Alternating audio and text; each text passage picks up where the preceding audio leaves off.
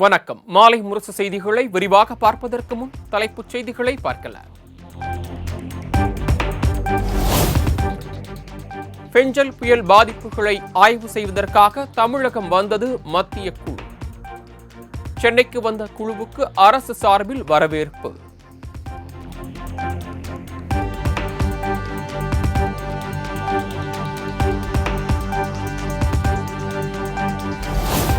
முதலமைச்சர் மு.க. ஸ்டாலினை இன்று மாலை சந்திக்கிறது மத்திய குழு. பெஞ்சல் புயலால் பாதிக்கப்பட்ட மாவட்டங்களில் நாளை காலை முதல் ஆய்வு செய்ய உள்ளதாக தகவல்.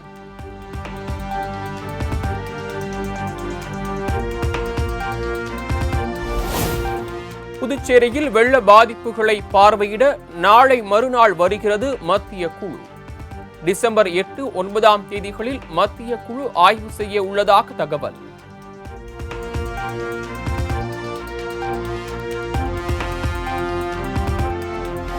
வருகிற 11, 12 தமிழக வட கடலோரம் டெல்டா மாவட்டங்களில் ஓரிரு இடங்களில் கனமழைக்கு வாய்ப்பு. சென்னை வானிலை ஆய்வு மையம் தகவல்.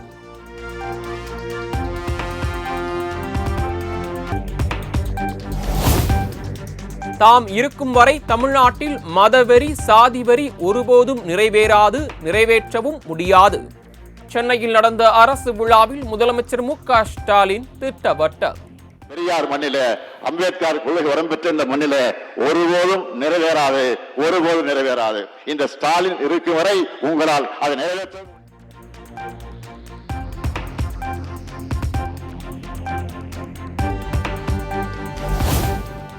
தூய்மை பணியாளர்களை தூய உள்ளம் கொண்ட பணியாளர்கள் என்றுதான் சொல்ல வேண்டும். எத்தனை நன்றி சொன்னாலும் அது ஈடாகாது என முதலமைச்சர் பேச்சு. சொல்றதை விட தூய உள்ளம் கொண்ட பணியாளர்கள் தான் சொல்லணும். உங்க எல்லாருக்கும் என்னுடைய மனமார்ந்த நன்றிகள்.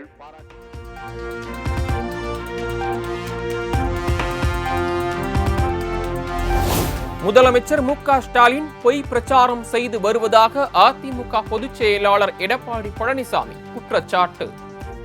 எந்த திட்டமும் நிறைவேற்றாமல் அதிமுக ஆட்சியில் தொடங்கப்பட்ட திட்டங்களுக்கு ஸ்டிக்கர் ஒட்டி திறந்து வருவதாகவும் விமர்சனம்.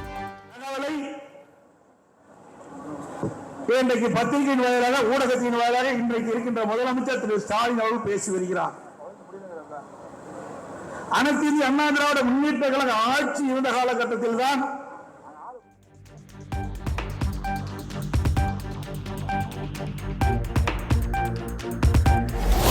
விழுப்புரம் மாவட்டம் கோட்டக்குப்பம் அருகே மீனவ மக்கள் சாலை மறியல் போராட்டம். பெஞ்சல் புயலால் சேதமடைந்த படகுகளுக்கு உரிய நிவாரணத் தொகை வழங்க வேண்டும் என கோரிக்கை.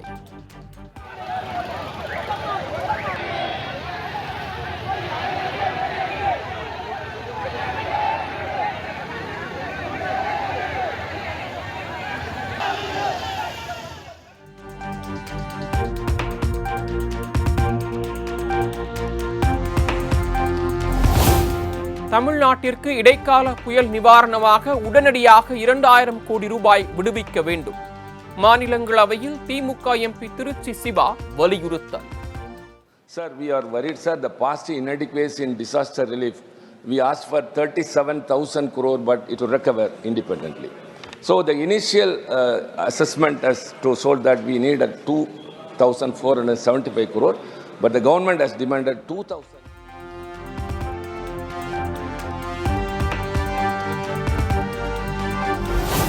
மக்களவை மற்றும் மாநிலங்களவை திமுக எம்பிக்கள் தலா 1 லட்சம் ரூபாய் வெள்ள நிவாரண நிதி வழங்கப் போவதாக தகவல். முதலமைச்சர் மு.க. ஸ்டாலின் தமது 1 மாத ஊதியத்தை வெள்ள நிவாரண நிதியாக வழங்கிய நிலையில் எம்பிக்களும் நிதி வழங்க முடிவு.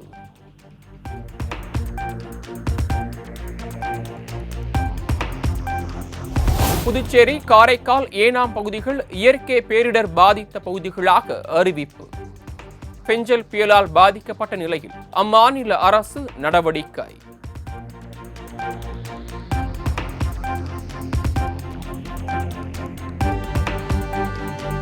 அம்பேத்கர் நினைவு நாளை முன்னிட்டு மரியாதை செய்தார் முதலமைச்சர் மு.க. ஸ்டாலின். சென்னை ராஜரத்தின மைதானத்தில் அம்பேத்கர் புகைப்படத்திற்கு மலர் தூவி மரியாதை. மாண்புமிகு தமிழ்நாடு முதலமைச்சர் அவர்கள் சமத்துவத்திற்காக உழைத்த மகத்தான தலைவர் அண்ணல் அம்பேத்கர் அவர்களின் நினைவு நாளில் அவரின் திருவுருவ படத்திற்கு மலர் தூவி மரியாதை செலுத்துகிறார்கள். இந்தியா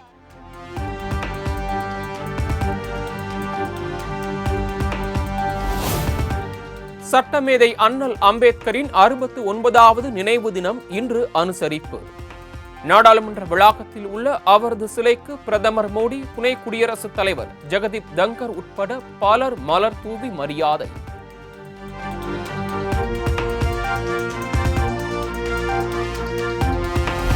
அம்பேத்கர் நினைவு நாளையொட்டி நாடாளுமன்ற வளாகத்தில் உள்ள அவரது சிலைக்கு எதிர்க்கட்சித் தலைவர் ராகுல் காந்தி மரியாதை. பாபா சாஹேப்பின் அரசியலமைப்பு சட்டம் மரியாதை கண்ணியத்துடன் வாழ வாய்ப்பளித்துள்ளதாக பேட்டி.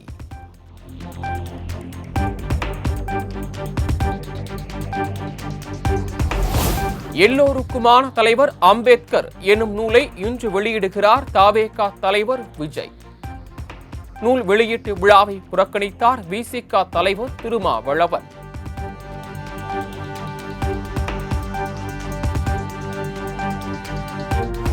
தன்னை ஒரு கருவியாக கொண்டு அரசியல் எதிரிகள் காய் நகர்த்த முயற்சிப்பதாக திருமாவளவன் பகீர் குற்றச்சாட்டு. திமுக கூட்டணியை உடைக்க வேண்டும் என்கிற செயல் திட்டத்தோடு செயல்படுகிறார்கள் எனவும் அறிக்கை.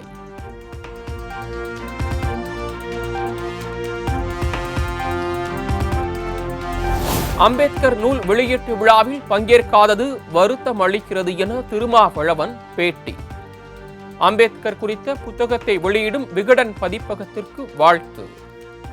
எல்லோருக்குமான தலைவர் என்கிற நூலாக அதை வெளியிடுகிறார்கள். இந்த அளப்பரிய முயற்சியை மேற்கொண்டு புரட்சியாளர் அம்பேத்கர் குறித்த புத்தகத்தை வெளியிடுகிற விகடன் பதிப்பகத்திற்கு என்னுடைய பாராட்டுதலையும் வாழ்த்துக்களையும் தெரிவித்துக் கொள்கிறேன். அந்த நிகழ்விலே பங்கேற்பதற்கு எனக்கு அழைப்பு விடுக்கப்பட்டது. ஓராண்டுக்கு முன்பே நான் இசைவளித்திருந்தேன். ஆனால் தற்போதைய சூழலில் அந்த நிகழ்வில் என்னால் பங்கேற்க இயலவில்லை. அதற்காக வருந்துகிறேன். அந்த விழா வெற்றிகரமாக அமைய என்னுடைய வாழ்த்துக்கள்.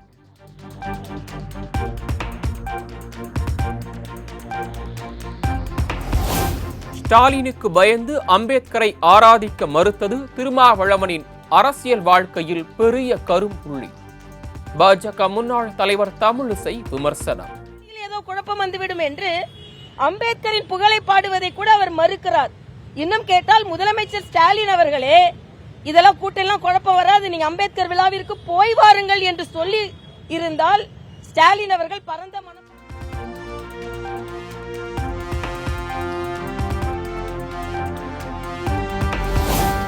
தொழில் அதிபர் அதானியை முதலமைச்சர் மு.க. ஸ்டாலின் சந்திக்கவில்லை என அமைச்சர் செந்தில் பாலாஜி விளக்கம். அதானி நிறுவனத்துடன் எந்த ஒப்பந்தமும் போடவில்லை, அவதூறு பரப்பினால் கடும் நடவடிக்கை எடுக்கப்படும் என எச்சரிக்கை.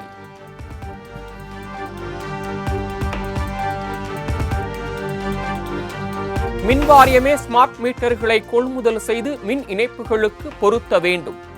அதானிக்கு தமிழ்நாடு அரசு சலுகை காட்டக்கூடாது எனவும் பாமக தலைவர் அன்புமணி ராமதாஸ் வலியுறுத்தல்.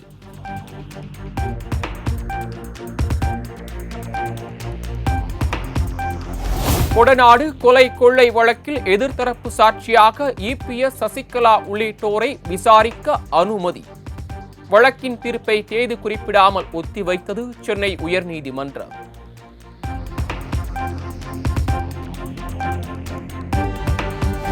வருகிற 17ஆம் தேதி டெல்லியில் கூடுகிறது காவிரி மேலாண்மை ஆணையத்தின் 36வது கூட்டம். தலைவர் வினீத் குப்தா தலைமையில் நடைபெறும் என அறிவிப்பு.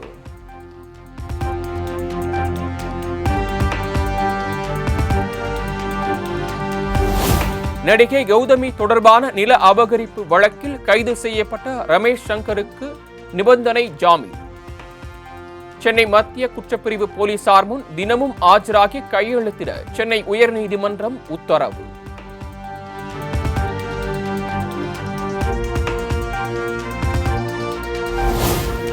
பள்ளிகளில் என்ஜிஓக்கள் செயலாற்ற விரும்பினால் மாவட்ட முதன்மை கல்வி அலுவலரின் அனுமதி பெற வேண்டும்.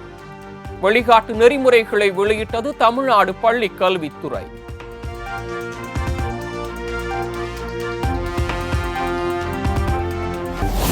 பல்லடத்தில் 3 பேர் கொலை செய்யப்பட்ட வழக்கை சிபிஐக்கு மாற்ற வேண்டும்.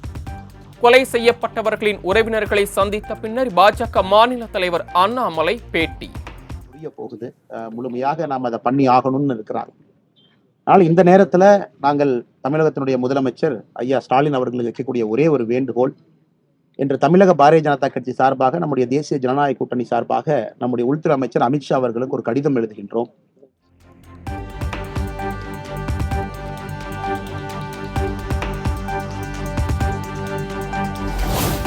நடிகர் வடிவேலுவுக்கு அவதூறு ஏற்படுத்தும் எந்த கருத்தும் தெரிவிக்க மாட்டேன் என உத்தரவாத மனு தாக்கல் செய்ய வேண்டும். நடிகர் சிங்கமுத்துவுக்கு சென்னை உயர்நீதிமன்றம் உத்தரவு.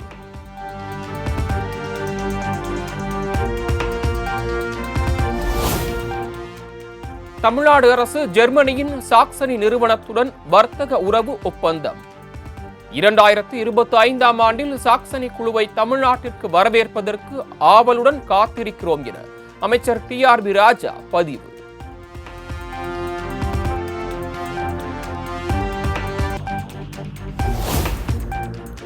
மதுரை விமான நிலைய விரிவாக்கம் செய்ய நிலம் கையகப்படுத்துவதற்கு எதிர்ப்பு. நீதிமன்ற இடைக்கால தடை உத்தரவை தொடர்ந்து சின்ன உடைப்பு கிராம மக்கள் 3வது நாளாக போராட்டம்.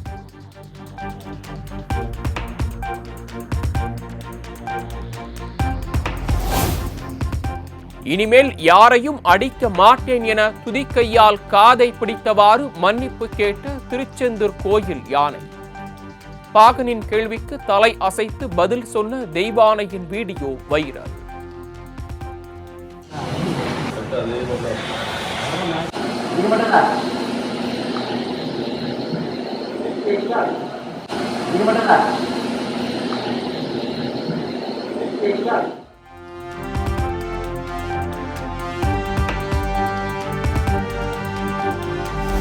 கிருஷ்ணகிரி KRB அணையிலிருந்து 1614 கன அடி தண்ணீர் திறப்பு. தென்பெண்ணை ஆற்றங்கரையோரம் வசிக்கும் 3 மாவட்ட மக்களுக்கு வெள்ள அபாய எச்சரிக்கை.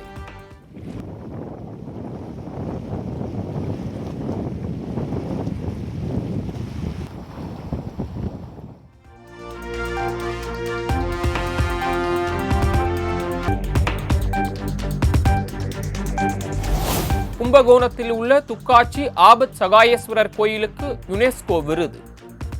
தொன்மை மாறாமல் புதுப்பித்து குடமுழுக்கு நடத்தியதற்காக விருது வழங்கி சிறப்பிக்கும் யுனெஸ்கோ.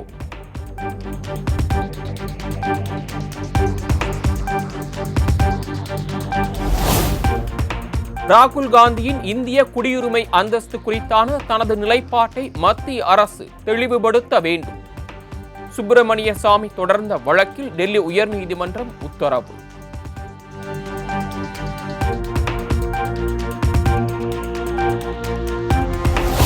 நாடாளுமன்ற இரு அவைகளும் டிசம்பர் 9ஆம் தேதி வரை ஒத்திவைப்பு. அதானி முறைகேடு உள்ளிட்ட பிரச்சனைகள் குறித்து விவாதிக்க கோரி எதிர்க்கட்சி உறுப்பினர்கள் அமளியில் ஈடுபட்டதால் அவை நடவடிக்கைகள் தொடர்ந்து முடக்கம்.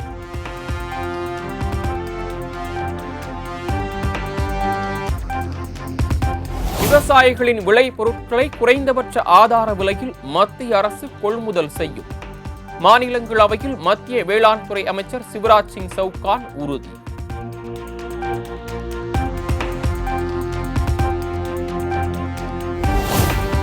நாடாளுமன்ற வளாகத்தில் கையில் சட்ட புத்தகத்துடன் ராகுல், பிரியங்கா காந்தி பேரணி. அதானி விவகாரத்தை விவாதிக்க அனுமதிக்கவில்லை என குற்றச்சாட்டு.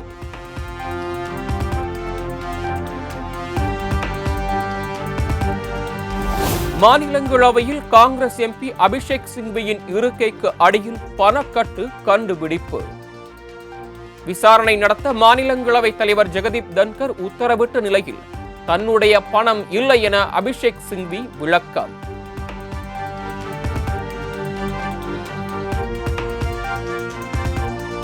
மேற்கு வங்க மாநிலம் கொல்கத்தாவில் காங்கிரஸ் கட்சியினர் போராட்டம். வாக்குப்பதிவு இயந்திரத்தில் கோளாறு உள்ளதாக கூறி மாநில தேர்தல் ஆணையம் முன்பு முழக்கம்.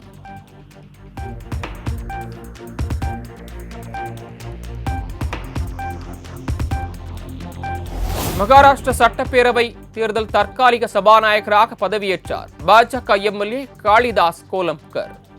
பதவி பிரமாணம் செய்து வைத்தார் ஆளுநர் சி.பி. ராதாகிருஷ்ணன்.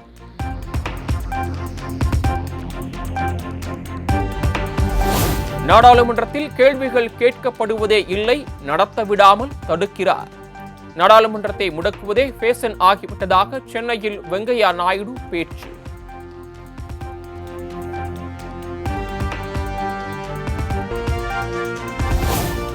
டெல்லியில் கைவினை கலைஞர்களின் தயாரிப்புகளை நேரில் பார்வையிட்டார் பிரதமர் நரேந்திர மோடி.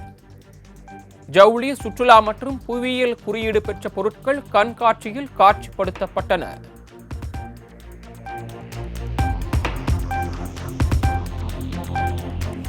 வங்கிகளுக்கான குறுகிய கால கடனுக்கான வட்டி விகிதம் ரெப்போ வட்டியில் மாற்றமில்லை.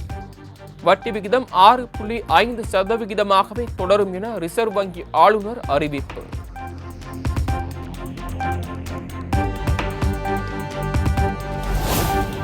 மதுரையில் ரஜினிகாந்த் குறித்த போஸ்டரால் திடீர் பரபரப்பு. 2026ஆம் ஆண்டு தமிழக அரசியலில் பீனிக்ஸ் பறவையாய் வரும் 2ஆம் போயஸ் கார்டன் புயலே என்ற வாசகத்தால் சர்ச்சை.